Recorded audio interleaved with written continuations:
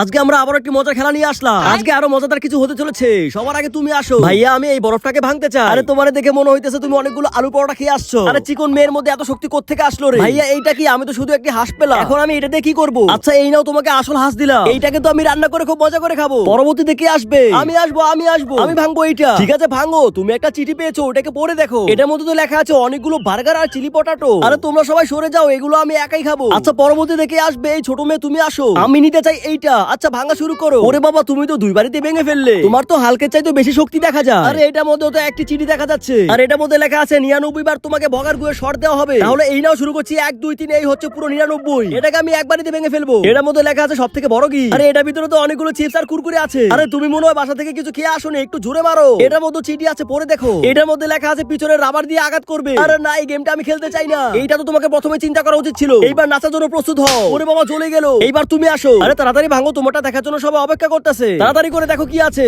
আরে আমি তো স্বর্ণের বিস্কিট পেয়ে গেছি। বন্ধুরা পরে ভিডিও দেখতে হলে তাড়াতাড়ি এই ভিডিওতে 1000 লাইক করে দাও।